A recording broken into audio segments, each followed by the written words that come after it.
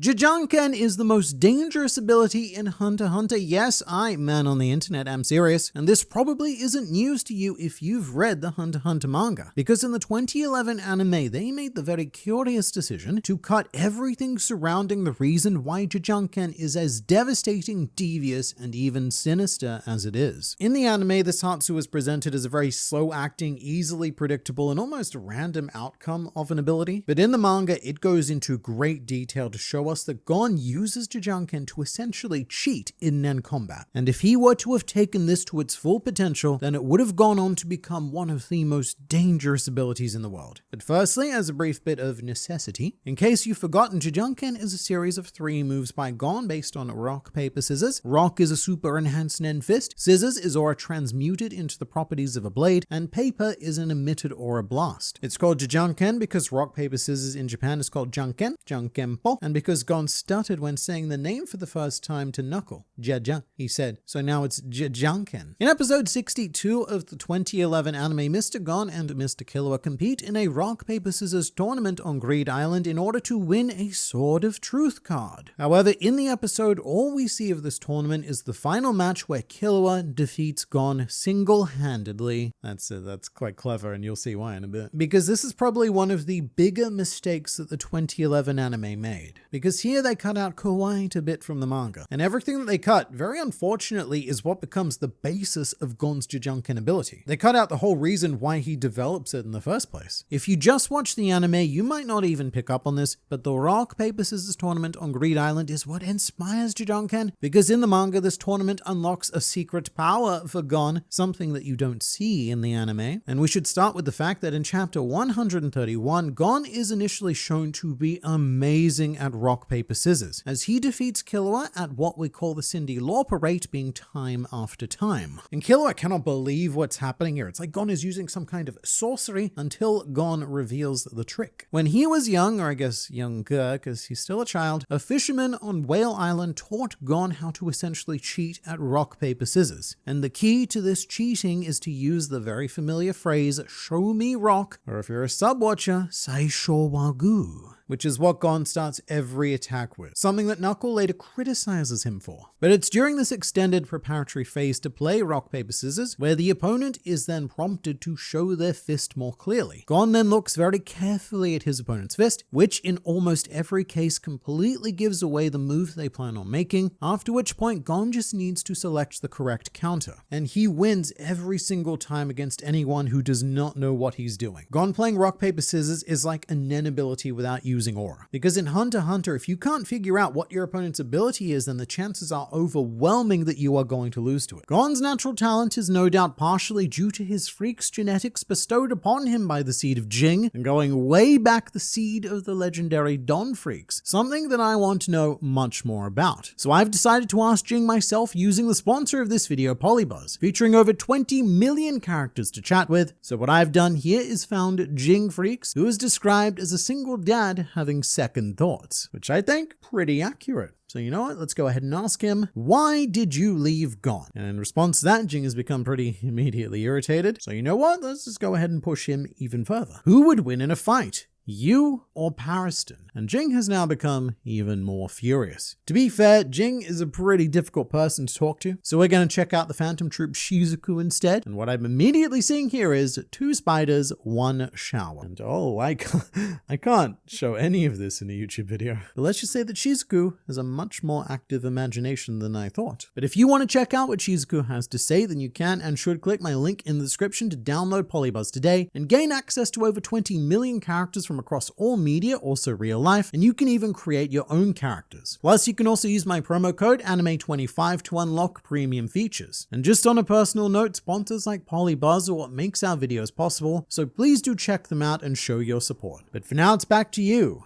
Me? And I think the 2011 anime cutting this out did a pretty big disservice to Gon as well as to Killua, because the manga also goes into more detail about exactly how Killua defeated Gon in the rock, paper, scissors tournament final, which saw Killua very sneakily deciding to use both of his hands in the preparatory phase so that Gon would have a harder time figuring out which one to pay attention to. He doesn't do that in the anime. They don't do anything in the anime. It's a very simple game of rock, paper, scissors, and it makes it look like Killua won through sheer luck. And because Gon loses, and we never saw any of the backstory about him being a god at rock, paper, scissors, it makes his choice to adopt this game as his personal Hatsu very questionable. Because as far as we see in the anime, this is all based on luck, and not only that, but Gon seems to have pretty bad luck. However, in the manga, it is much more clear that Gon's Nen ability Jujunken is forcing his opponents into a game that greatly favors him, and is in fact an incredibly intelligent use of Nen. Because Gon generally can't compete in the mental realm of the more high concept Nen abilities, as demonstrated against Knuckle, so instead what he's chosen to do is engineer a situation where the rules are simplified into a game that he innately understands. In essence, every fight in Hunter x Hunter is just a more complicated version of rock, paper, scissors, because when two opponents engage each other in battle combat, it is almost never an even matchup. Two combatants who have no idea what the other is capable of march onto the battlefield with their own unique Nen abilities, and usually one ability is hard countered by the other, like hitting scissors with rock. However, when it comes to the very best Nen users in the world, they do exactly what Gon does. They act cautiously and extend the wind-up of the Nen battle. They use their experience to try and judge what kind of affinity and what kind of ability their opponent is likely going to produce, so that they can throw out their best counter to that. And I think the best display of Jujunken is actually against Knuckle, although this is the encounter that gives anime watchers the overall impression of Jujunken being a pretty bad ability, all of which comes from chapter 207 and 208, which are appropriately titled Weakness Parts 1 and 2. Knuckle dissects Jujunken and he is not particularly impressed. Too simple for him. Your signature move has two major flaws. First, a long wind-up. A few seconds before a move during combat is an eternity. You won't get many chances to use it. Second, you put yourself in jeopardy. The more aura you focus in your fist, the less aura you have to protect the rest of your body. You're dead if someone attacks where you're vulnerable. Now, in both of these cases, Knuckle, to his credit, is absolutely correct. However, like everything to do with Nen, great strengths come with great weaknesses. And Knuckle is only identifying the great weaknesses. And look, if you're clever enough, you can even use those great weaknesses to your advantage, as Gon does. Knuckle doesn't like the long wind-up of Jujunken because it gave him the ability to read Gon's actions and implement a counter. However, what Knuckle failed to consider was that this long wind-up was designed to allow Gon to read him, and for Gon to prepare a counter to Knuckles' counter. Remember, the amount of time that Jujunken takes to conjure is the key to the entire ability. During this charge time, Gon gets to read his opponent. And unlike most abilities in Hunter x Hunter, Jujunken actually becomes more effective the more people know about it. Because consider this, if you're playing rock, paper, scissors against someone who doesn't know the rules, then you're going to have a pretty difficult time reading their moves, because none of the moves are going to be intentional. So first, what Gon has to do is establish the rules of the game, which is done by showing the opponent the power of rock, which is absolutely off the charts. Against almost any Nen user on this planet, without focusing everything they have on defense, it is a one-hit KO. It's an ability that, yes, whilst potentially easily countered, demands the full attention of the opponent. They have to take it seriously, and so they are now playing Gon's rock, paper, scissors. Although the analogy that Killua uses is baseball, with Gon as the pitcher and his opponents as batters, with Gon's easily telegraphed attack being a pitch that a batter cannot ignore. But also the attack is so powerful that, again, it commands the full attention of the opponent, putting them in the position of being the batter. They can't just walk off the pitch. No, they've got to deal with what's coming straight at them, which locks them into playing by Gon's rules. And they don't even realize that they've started a rigged game, which is the purpose of the long wind-up. And as for Knuckles' second criticism, Jujunken focuses Gon's aura almost entirely into one spot, yes, and that does leave the rest of his body completely defenseless, which I would say is very appropriate to the idea of rock, paper, scissors, because that is a very all or nothing game. You don't get to decide to chuck out a rock but have reserve defenses in case someone decides to paper against you. No, it is all or nothing. But also what Knuckle fails to consider is that doing this doesn't just strip Gon's defenses. Due to the raw power that is the threat of a rock, the only way that an opponent can defend is to concentrate an even greater amount of aura into the location that they believe is going to be struck, which leaves the rest of the opponent defenseless in all but that one area. It's a very sinister choice to be forced into making, because as noted by almost all of Gon's opponents, this little man is an aura demon. He has disgustingly high aura reserves for a boy his age, or a boy, or a man, or anything. So much so that even the majority of Nen veterans would need to use everything they have to block it. if they so choose to. Which completes our rock, paper, scissors transition, as both Gon and his opponent are now playing an all or nothing Nen game, where one decision made in the flash of a second will determine the outcome of the fight. But also, what Knuckles said about Jajunkan can be applied to almost any other Nen ability, including his own Hakawara. So I think that this was Knuckle just not quite seeing the big picture of Jajunkan, which does swiftly become quite clear. Where this ability really starts to show its full potential is by introducing the concept of a feint, where Gon declares his intention to play rock, paper, scissors, forcing his opponent to respond by the rules of the game, but instead Gon aborts the game and attacks in a more traditional manner through the newly exposed defenses of the opponent. I mean, imagine you're playing rock, paper, scissors against someone, you think you know the rules, so you're focused on the game. But instead of playing, your opponent just decides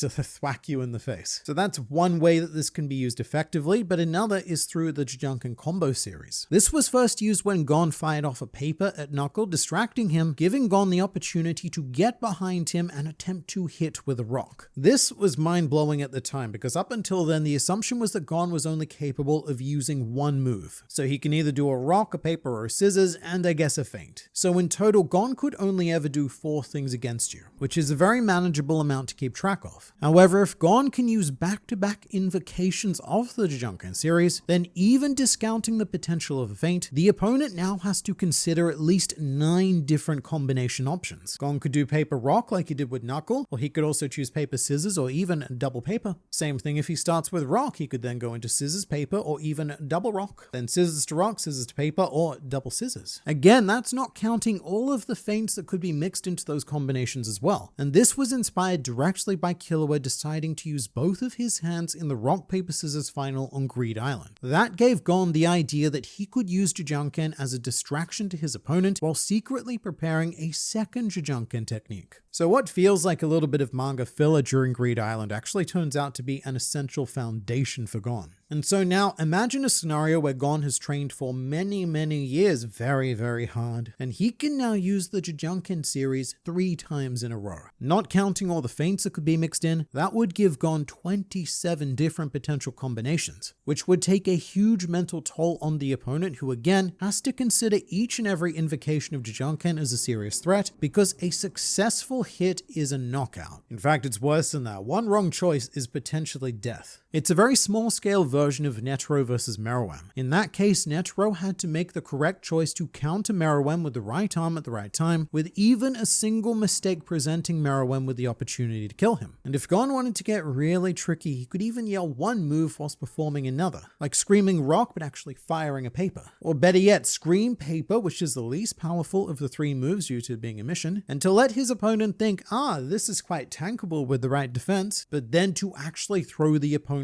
a rock, which is not tankable. And so the peak of this ability would be forcing an opponent into a quick fire round of rock, paper, scissors, giving them no time to think before their next move, and essentially bringing the outcome of the fight down to luck, or so you would think, and so it would be in most cases. But Gon just so happens to understand that rock, paper, scissors isn't about luck at all, and with further development, it would more or less allow him to cheat in Nen combat, which is something that Bisky recognized when allowing Gon to develop this ability in the first place. Killua, like Knuckle, was not impressed by this, but Bisky, she saw the potential. She stated that it would be incredibly valuable for Gon to have close, mid, and long-range attack options, which cover all of his physical bases, but something else to be considered is the dominance that Gon has over the Nen ring with Jajunkan, because with options in enhancement, transmutation, and emission, he is covering half of the Nen ring, which means that as an opponent, you can't just treat Gon like an enhancer, because if he chooses scissors instead of rock, then you've got to counter him like he's a transmuter, and if he chooses paper, then you've got to switch to countering an emitter. It might not be particularly efficient from Gon's end, but that is okay, because his colossal aura allows him to be inefficient, and in doing so, it puts his opponents in very awkward positions, not only thinking about close, mid, and long-range fighting, but also needing to constantly cycle through enhancement, transmutation, and emission. Gon is a deceptively complicated opponent to deal with, because he lures you in thinking that his abilities are simple and predictable. Silly child. But then you get hit with the full horror of the situation you've stepped into, like Knuckle did, where one miscalculation means death. At least that's what Jajunken would have developed into. We only got to see Gon explore the very basics of this ability, and were he to have reached his adult form with non-stop physical and mental training, I genuinely believe that this could have been one of the most dangerous abilities in Hunter x Hunter, at least when used by Gon, because it throws away the standard rules of Nen combat and allows Gon to supplant them with his own, and to begin a game that only he can win.